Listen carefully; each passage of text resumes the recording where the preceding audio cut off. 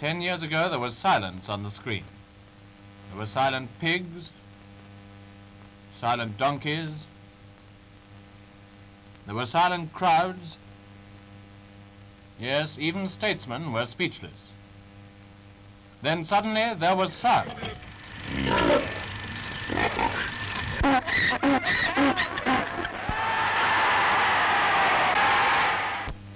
Was it to be wondered at that when public characters on the screen were discovered to talk,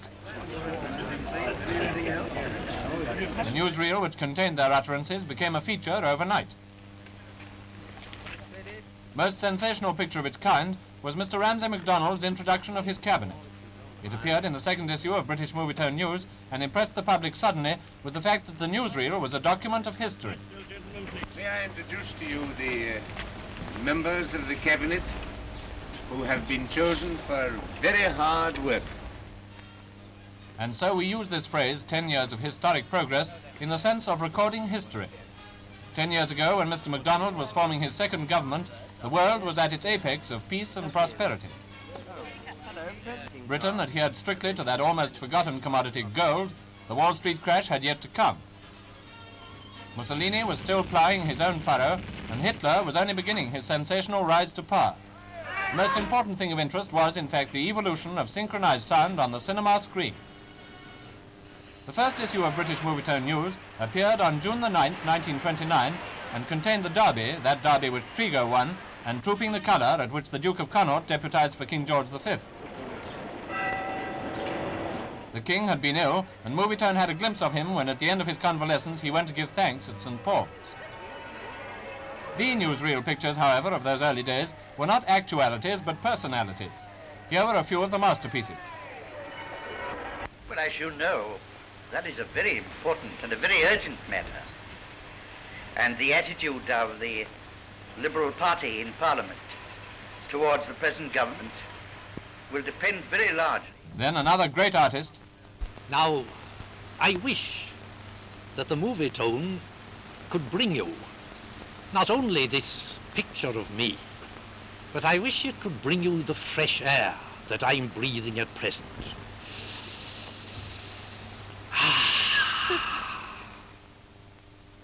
I speak of free trade within the empire. It is the only way by which we can recover from the present depression and build up the prosperity of this country.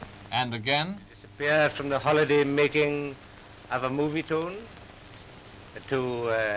and return to my work in my own room, I should be very glad. I am very glad indeed, however, to have had the pleasure of imagining that I see you all in front of me. it was the golden age of natural sound. Commentary was thought to detract from the authenticity of sound, and great ceremonies such as the armistice were recorded without description other than by titles.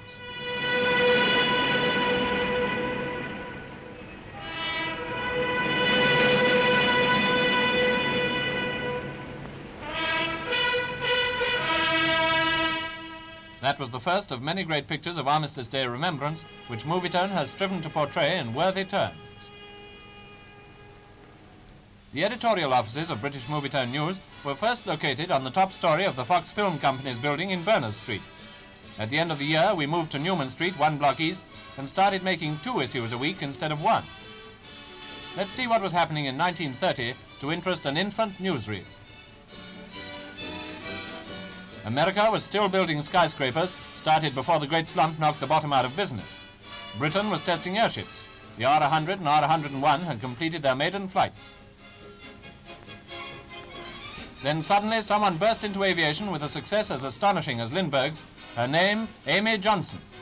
Amy was shadowed to Australia by Movietone, and her voice from Brisbane was the first spectacular evidence of the new Movietone unit, which has become the newsreel of that British Dominion. Everybody. I seem to have got here at last. It's been a long, long time, but here I am, and jolly glad I am to be here at last. Australia was making news and had just unearthed Don Bradman to become the scourge of MCC bowling. We're just having a wonderful time. The people are treating us so well that we're wondering we don't like going back home hardly enough. There was the great Kingsford Smith, too. Lion-hearted airmen whose career of record flights Movietone followed with admiration. Hello, everybody. I don't know whether you can hear me with everybody else making this frightful din. Even if you can, you probably need an interpreter because I've got a wild Australian accent. One of the most spectacular flights of the year was undertaken for Movietone and the Daily Mail when films were rushed back from Addis Ababa of the coronation of Ras Tafari, hereafter known as Haile Sellassie. While we were celebrating the success of our journalistic endeavor, we little imagined the very different story to be told about the tragic emperor a few years later.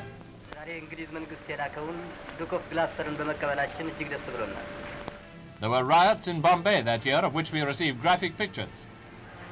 But the saddest event of the year was that wreck on the hillside of Beauvais, that still mysterious catastrophe of the R-101, which cost the lives of so many brave and distinguished gentlemen.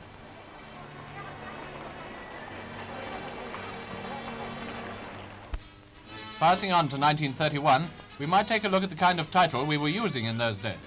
You can see that they were concocted with literary care. Sometimes we drew up an even more artistic title for special subjects, and this was a special subject arranged for us by Mr. Ward Price. Mussolini, coached by Mr. Miggins, said, I fought in the war as a private soldier. I know what war means. With this double experience, how can anyone think that I should look without horror upon the eventuality of a war? In those days of League of Nations idealism, we ran our first important campaign inspired by Mr. Walter Hutchinson. It consisted of a number of pleas for peace based on the text, if the nations of the world could see and speak to one another, there would be no more war. Our very good friend and subsequent editor, Sir Malcolm Campbell, captured the land speed record at Daytona. Al Capone went to jail, that's him touching his hat, and Gandhi gave us an interview in his most communicative manner. Would you be prepared to die in the cause of India's independence? It is a bad question. A young man popped up in aviation who has been popping up again and again ever since. And Britain won the Schneider Trophy outright in the last contest of the classic airspeed event to be held. The revolution in Spain, hinted at in our earlier title, came to pass, and King Alfonso lost the throne, which Franco has not yet restored to the family. Then came the German financial collapse, which started a lot of trouble. President Hoover pronounced his moratorium, but it wasn't sufficient to save Germany, or for that matter, the Labour government. The cabinet was split, and Mr. Ramsey MacDonald formed the first national government, giving us a film which resembled the famous introduction of 2 years before, only of course the dramatis personae were different. Mr. J.H. Thomas distributed White Heather. Britain went off the gold standard, and while gloomy forebodings and a sense of shame filled the hearts of Englishmen, the price of gold started to soar. Forebodings and shame were soon forgotten, and in the subsequent general election, the national government got its first huge majority. 1932. The Dartmoor Mutiny was our first big assignment. If you remember, it was a question of porridge, which led to assaults on warders and burning of buildings. The first attack on Shanghai made vivid material as Chinese refugees poured into the international settlement. Do our guests from the Daily Mail remember the Murrig Morris case? This was the film cited in the medium's action for libel and seen by the jury. Man's inhumanity to man will cease. There must be the abolition of war. There must be that love and friendliness with all nations. In the time that is to come, national life must cease. The collapse of the microphone during the séance was alleged to have been due to supernatural causes.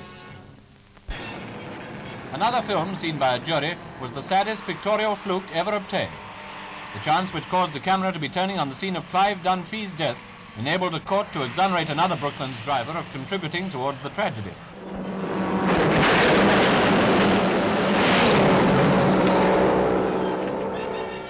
In this year of amazing chance pictures occurred the biggest of British Movietone news scoops.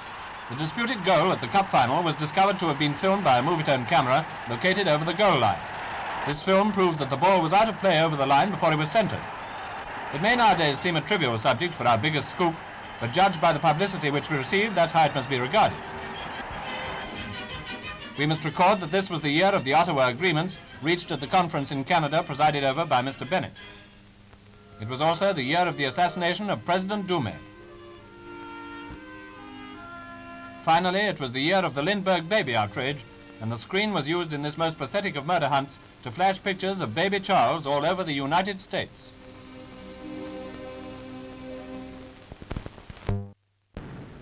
Pass on to 1933. The Atlantique burning in the Channel. What a picture that was. Unfortunately, no grievous loss of life.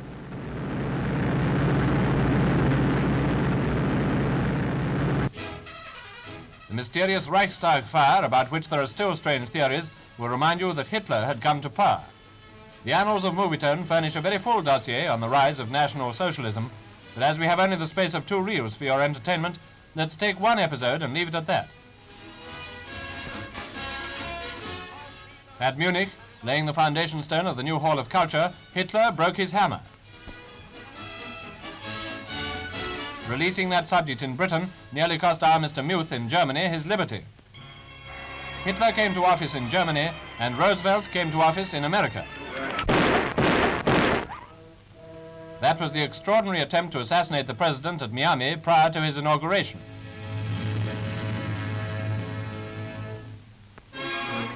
America went through an ordeal of bank failures and despondency, which, please God, she may never know again. It was different after Prohibition had been repealed, though that may be just a coincidence. The empire, too, was endangered by the bodyline bowling controversy, England's answer to Bradman, and the MCC brought home the ashes. Next year, 1934, there was a new war on the cricket pitches, a Newsreel War. Movietone and Gaumont bought the cinema rights of test matches and tried to block the view of pirate competitors outside the grounds by a balloon barrage. Cricket at the Nottingham Test assumed quite a secondary importance. 1934 saw an epidemic of riots in Paris, with communists and fascists both up in arms against the government. Number 534 was launched in the autumn. I am happy to name this ship the Queen Mary. I wish Queen Mary's voice was heard for the first time as she sent the great Cunarder down the slipway to the Clyde. Talking of voices, perhaps this is the time to mention that the commentator had by now won his way into the newsreel. The series of great royal pictures was beginning. The marriage of the Duke of Kent and Princess Marina was among the first.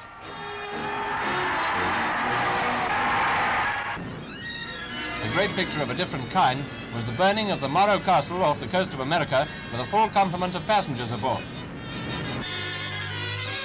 But there was one event in 1934 which overshadowed all others, and Movietone got a grim record of it: the assassination of King Alexander of Yugoslavia. We stopped the film to show the murderer on the running board of the royal car. That must surely be the most dramatic news picture ever shown, if we can divorce our minds from its poignancy. 1935, Hitler's star was rising, and the SAAR Plebisite, though conducted under what must have been to him galling methods, gave him back his territory. The invasion of Abyssinia was the other dictator's shot in the locker for that year. We are coming to times when the wish that we could rewrite history begins to be overpowering. However, there's the history in Movietone's pictures of the swoop on Haile Selassie's kingdom. Sequel to the Lindbergh baby kidnapping was the Hauptmann trial. To the list of amazing newsreel films must be added this film record of a famous criminal case. What? Our editor, Sir Malcolm Campbell, achieved his ambition by hitting the 300-mile-an-hour mark on Bonoville Flats. He thereupon renounced all further land speed objectives. But of course, above all, 1935 was Jubilee year. Surrounded by the love of their people, King George and Queen Mary celebrated the 25th anniversary of their accession. In memorable words, the King broadcast his thanks. How could I fail to note in all the rejoicings not merely respect for the throne, but a warm and generous remembrance of the man himself who, may God help him, has been placed upon it.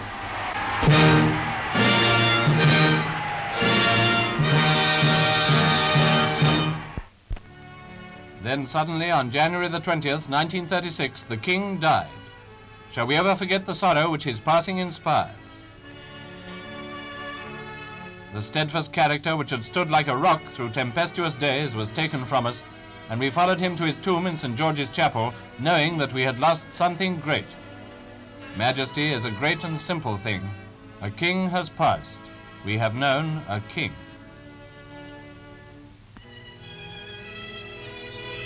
The Abyssinian War ended in the flight of Haile Sellassie to Palestine, but the pathetic emperor carried his cause to the League of Nations, where he was subjected to a humiliating demonstration by Italian journalists. Hitler marched into the Rhine. Wiseacres after the event tell us then, if ever, was the time to stop him. We know now that he acted against the advice of the generals, he chanced his arm, and here are the pictures. The Spanish Civil War flared up with murder and arson and a large measure of heroism. The dictators had not yet intervened on Franco's side, and the balance of sympathy in England seemed to favor him. The defense of the Alcazar in Toledo, with its episode of a priest sent in to the beleaguered garrison, was a chapter of courage that stirred the imagination. But to us, 1936 will remain the year of royal sorrow. After King George's death, the poignant story of his successor. The vigil at Fort Belvedere, the proclamation of abdication, sentiments of that period distress as they recur, even amid all the alarms and anxieties of later years. In 1937 came the first recognition of air raid perils.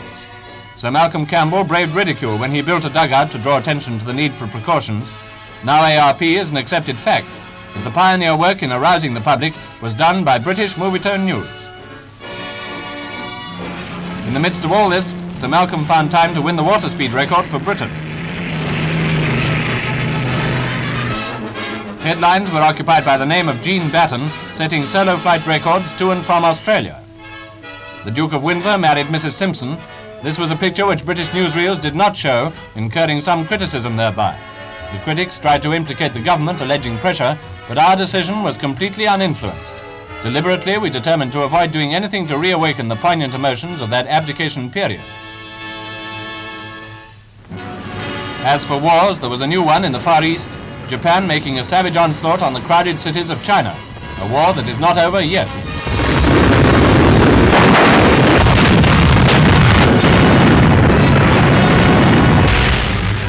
Then came the greatest picture of disaster ever filmed, the burning of the Hindenburg.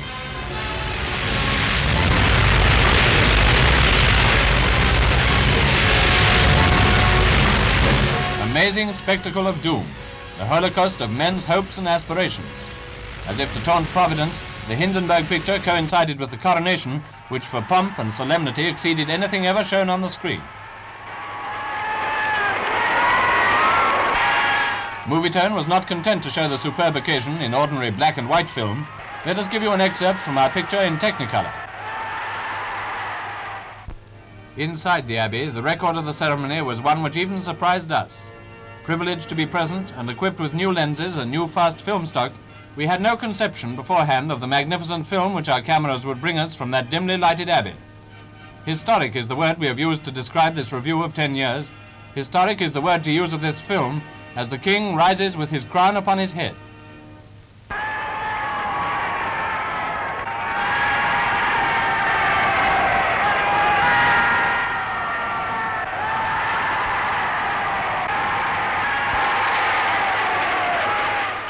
'38 brought us new sensations and new pictures. The Panay was the first. Movietone's cameraman was aboard the gunboat when the Japanese aeroplanes bombed her. He filmed her sinking in the Yangtze River. He filmed the trek of the survivors to safety. Now comes the sequel, one of the most remarkable declarations ever made, the apology of the Japanese ambassador to the American public through the democratic channel of the newsreel.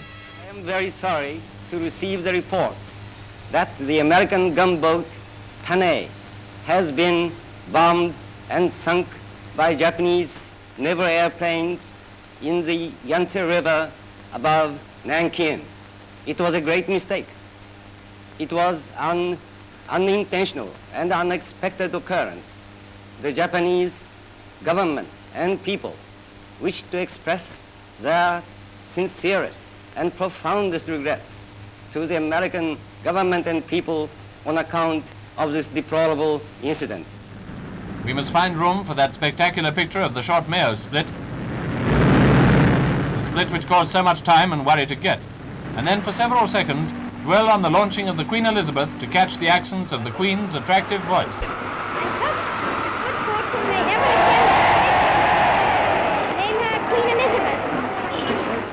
The greatest of the ships that plied to and fro across the Atlantic, like shuttles in a mighty loom, weaving a fabric of friendship and understanding between the people of Britain and the people of the United States.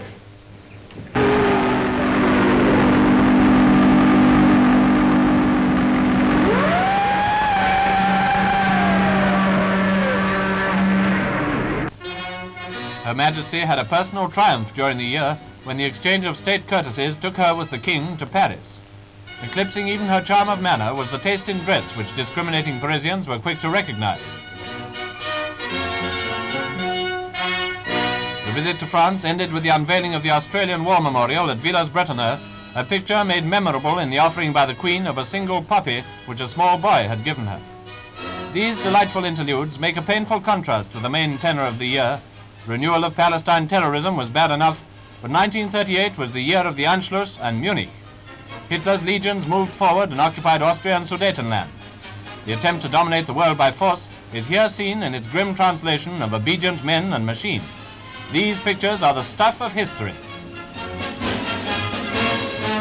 Even more so are the scenes of Mr. Chamberlain in Germany, the meeting at Berchtesgaden, the relief offered by Munich, and the non-aggression pact from which Mr. Chamberlain reads on his return. We regard the agreement signed last night and the Anglo-German naval agreement as symbolic of the desire of our two peoples never to go to war with one another again. Well, we know the sequel to that. 1939 has already provided us with enough new material to start another epoch of 10 years. Hitler, surveying his conquest of Czechoslovakia from the castle in Prague, is itself a picture that marks a turning point of history. The remnants of the Catalonian army crossing the border into France as the Spanish Civil War peters out with Franco's victory, these too are pictures that contain history. In more peaceful times, this aspect of newsreel work may be reviewed and receive its due significance. In the present era, when it's possible for a dictator's troops to pounce on a little country over Good Friday and annex it, we are less concerned with providing material for history than with keeping the public informed. And every one of us who is engaged in this public service is proud of the contribution which Movietone has made to Britain's enlightenment. We initiated the public into air raid precautions even before the government had decided to adopt them. We have played our part in strengthening public opinion behind rearmament, and we are happy to feel that through this newsreel we have helped the nation to appreciate the efforts of those leaders who are getting the work done. Located now at 22 Soho Square, the most compact newsreel unit in the world looks back over its 10 years of historic progress with some pride and dedicates itself anew to the task of supplying British news to the world and bringing world news to Britain in the same sincere interpretation of British idealism.